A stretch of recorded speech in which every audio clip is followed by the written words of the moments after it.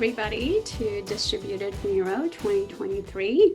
It's mine and Hallie's first time being here, so we appreciate the opportunity to talk to all of you. I'm going to very quickly share my screen so you know what we are going to be talking about.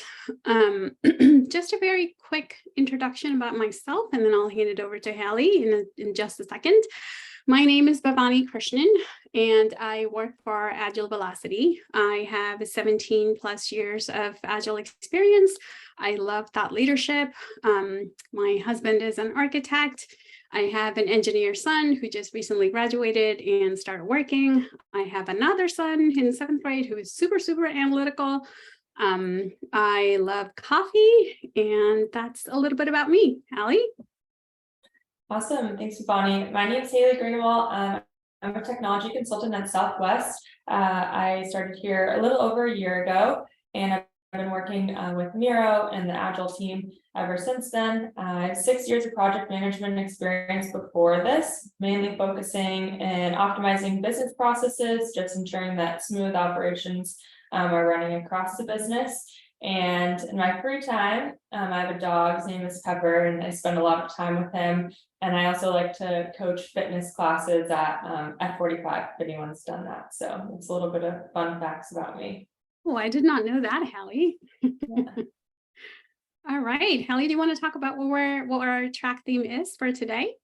Yeah, of course. So our theme is designing a shared vision for the future. How are you and your team creating the next big thing? Awesome. All right, so as Hallie said, we're focusing on the next big thing. And our topic today is creating visibility for organizational agility. And as many of you know, Agile has evolved so much in the past 20 some years, right? And we started with grassroots to team focused, and then system level, and then now in the 2020s, we're moving towards business agility. And as adoption grew beyond individual teams to other parts of the organization, the need for better visibility is even more crucial, especially in the current climate. And we have seen the emergence of a wide range of tools, making it especially possible for better visibility, dependency management, and also alignment across all levels of organization. So today, Hallie and I are going to share how we are using Miro to create better visibility, create awareness across the entire organization, and also promote alignment between leadership and the teams, resulting in increasing organizational agility.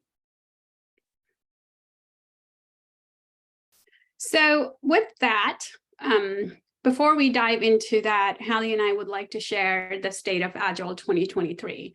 According to the survey of State of Agile, the top 5 reasons for adoption, as you can see as no surprise, are faster value delivery, responding to changing market needs, high productivity, alignment between IT and business, and of course, better quality.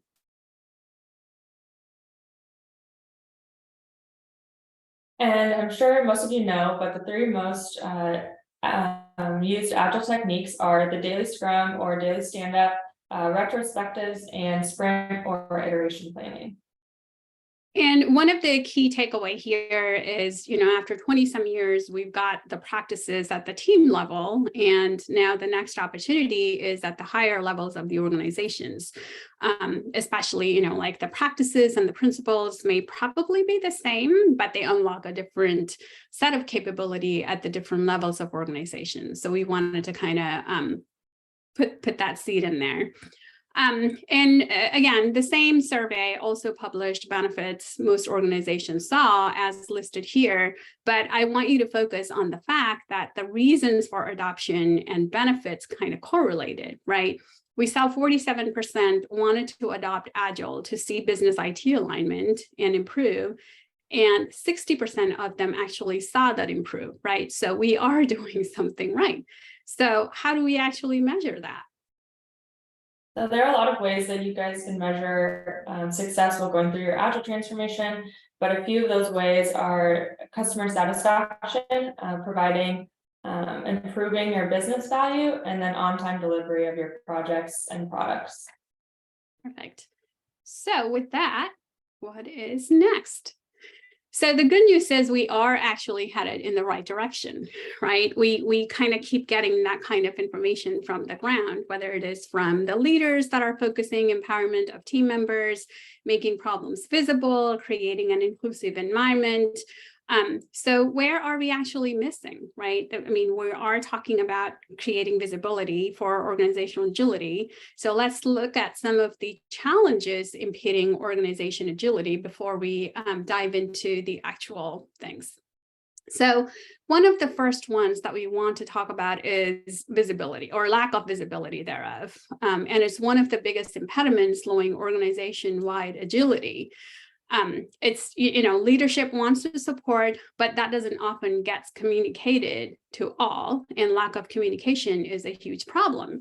Team members don't understand the big picture because they're too busy working in the weeds, and timelines are actually committed but are not visible to the teams until it's too late, or sometimes those are being committed on behalf of them and not even shared with them. So that's one of the biggest impediments that we see in creating visibility. One of the other impediments that Bhavani had alluded to is just lack of communication. So we've all been on projects where the communication is a giant apparent issue, and there's just miscommunication of requirements. No one knows what they're doing. There's a lack of proper documentation. Teams that are hybrid or remote, they don't have effective working agreements, so no one really knows what their responsibilities actually are. There's a lack of tools or non-standard tools, and there's a sprawl of different tools being used across the organization, so no one knows which one to use and when to use it. And there's just an overall feeling of constant change. And so we know that this challenge will not lead to overall organizational agility and will keep the project in constant state of flux. Thank you, Hallie.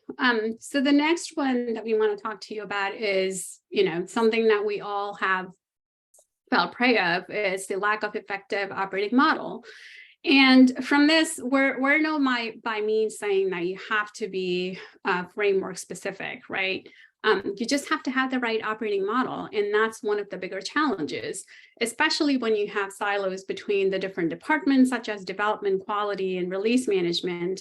And that still remains a big problem. And even if an organization is trying to bridge that gap, the lack of governance and misalignment between the department on what is value comes in the way of improving.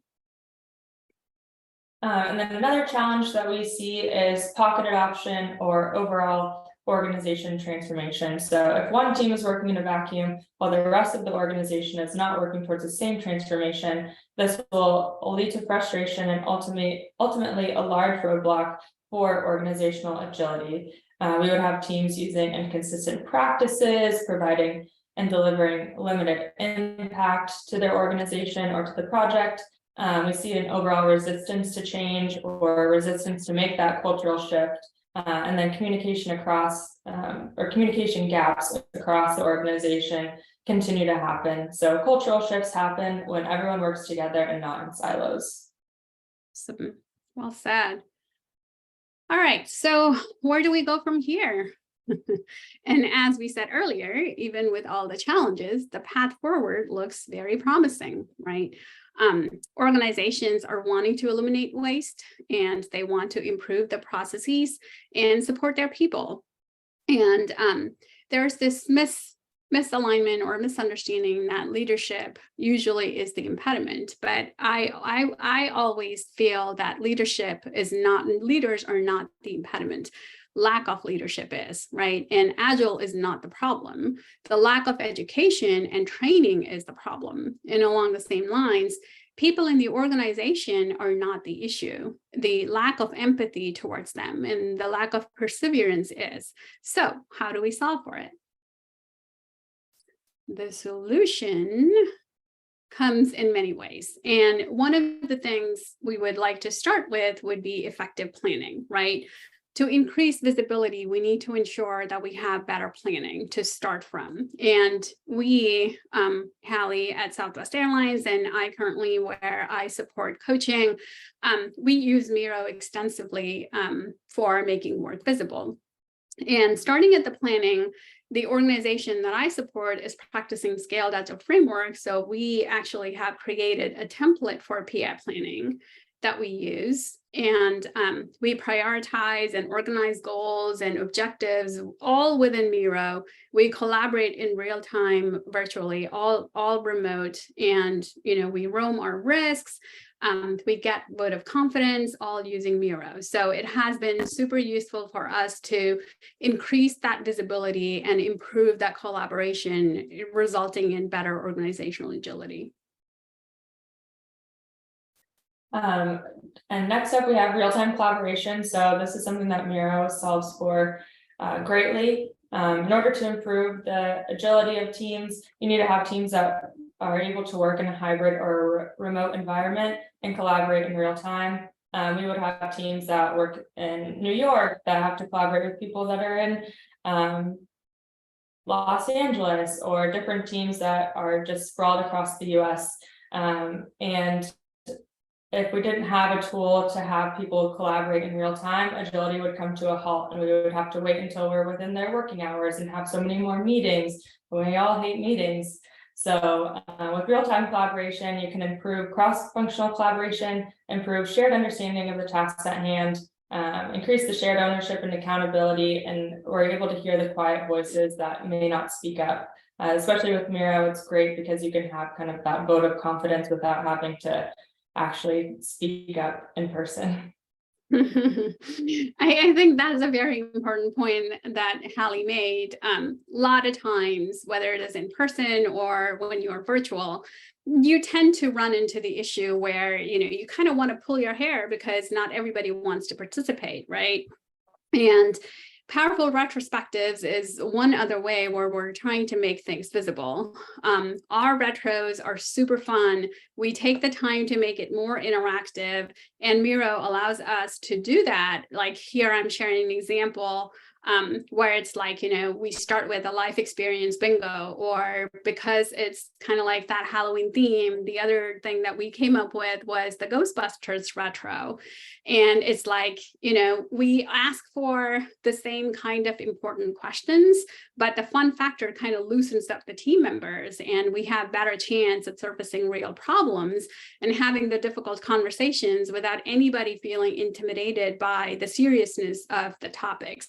So we've had great success in making things visible, good or bad, important, even like the smallest things possible through Miro, and it has been really, really useful.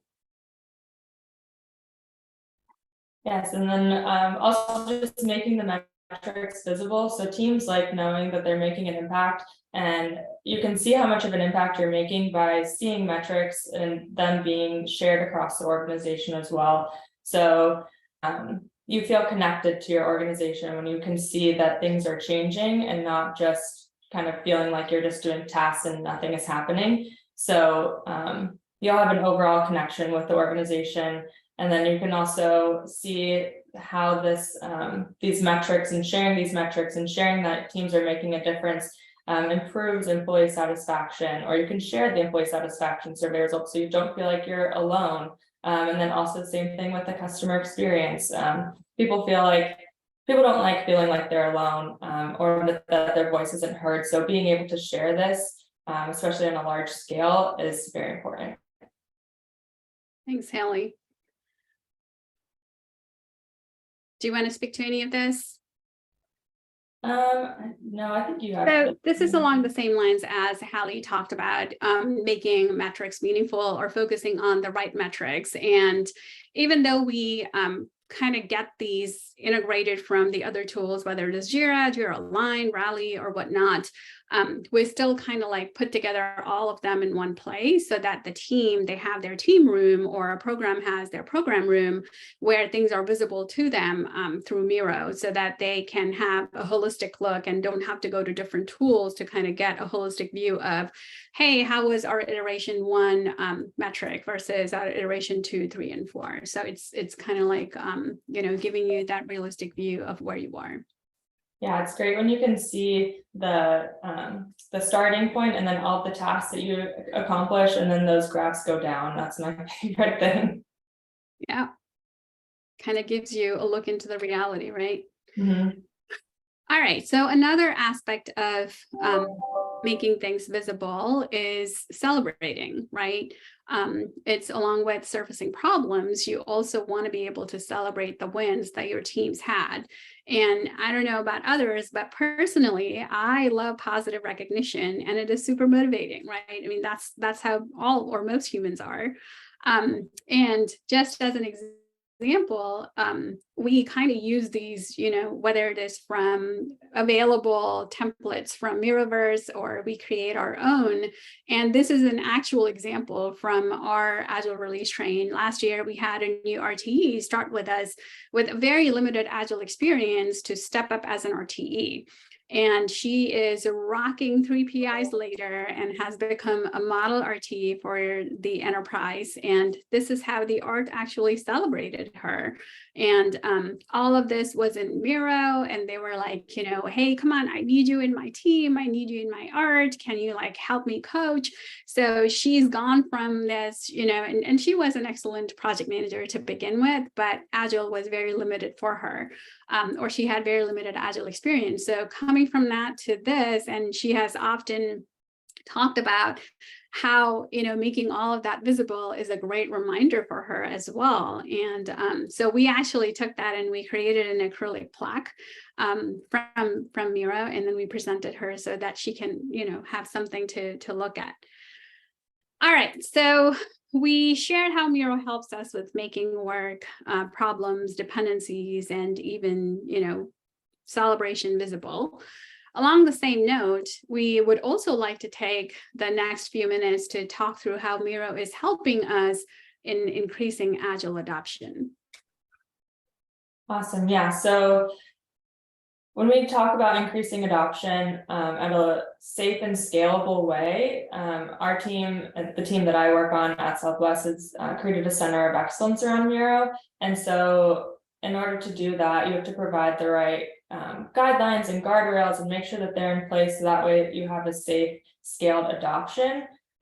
Because if not, then it kind of grows out to be the wild, wild west, and people are creating random teams and aren't using the tool effectively, and then it becomes a big mess to untangle. So these are our proposed pillars that go over different parts of Miro and how a user would use it. And not only that, but also how the organization plans to govern it and make sure that there's safe data, we're in compliance with all of our security protocols, and we are not integrating anything that would jeopardize the data that's in Miro. So we focus on educating and adopting through different community of practices and training materials. We want to make sure that our hybrid employees are feeling supported, and we give them those best practices and guiding principles. We have our security teams and cyber teams happy with us. We don't like making them upset. And then we just continue to improve the product and understand the capabilities, and then always provide value to our end users. Awesome. So as Hallie shared, we focus on making it easy for people in the organization to practice. And along with that, when it comes to the training and tooling, we create training materials, document standardization of practices and recommendations, and also create onboarding materials, all using Miro. There are other tools as well, but for the most part, when it comes to training, we definitely use Miro so that it allows more interactivity between the trainer and the attendees of the classes. And we also try to create templates where we've had large success in terms of adopting and accepting the materials. And we do that so that there's more consistency across the board. Awesome. Yeah. And ultimately, you want your product or your tool to meet the user's needs. So if you want something to succeed at your company, you have to make sure that the user is going to actually use the tool. If not, it's going to fail. That's just kind of how it is. If something's too difficult for someone to use, they're not going to want to use it. If their voice isn't being heard on different integrations that they want to include in the tool to make their jobs easier and more efficient, it's not going to be adopted. They're going to try to find something else in order to get around you. And so this here, we actually use Miro Professional Services. And so every year we have a road mapping session with them where we look at the foundational 5 that Bob normally releases from Southwest and how we can use Miro in order to align to achieve those goals. So this year we focus on end user experience, just administrative tools. So setting up that COE and then overall organizational change. So we want things to be consistent. We want things to be easy for people to use. And without that, we wouldn't have the success that we've seen with Miro being adopted.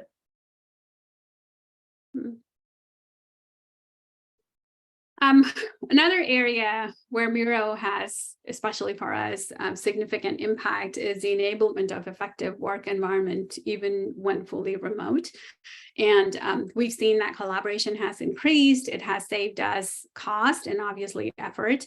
And in the past, when we did our PI planning, the teams were required to fly in and use the actual physical planning board, and the RTEs had to spend a significant amount of time duplicating all of that effort and all of that information from physical board to digital format. And with the use of Miro, we have cut down on all of the duplicated effort and have fun while working. And I think the fun factor with the reduced effort is definitely a big influencer in moving us towards more of an accelerated adoption. All right, so key takeaways in closing. With all that Hallie and I shared today, I just want to acknowledge that change is hard. But with the right focus and the right support and the right set of tools, it is possible. It has definitely been a rewarding experience as a coach to see the alignment between the executive leadership and also the members, the team members, increase in a positive way, and to also see the team members feel safe to surface problems and feel empowered to be part of solutioning. And all this would not be possible without visibility. So again, our pitch today is increasing organizational agility definitely is not possible without increasing visibility. Hallie, do you want to say something in closing?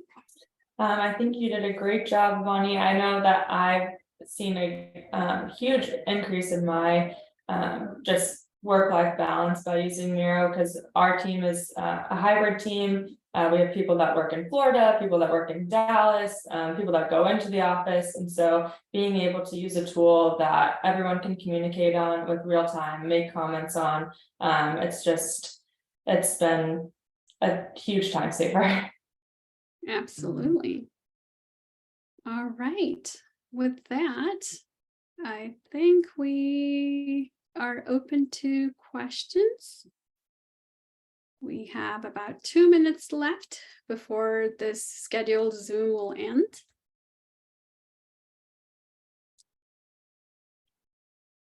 We have not seen any questions so far come up in the chat.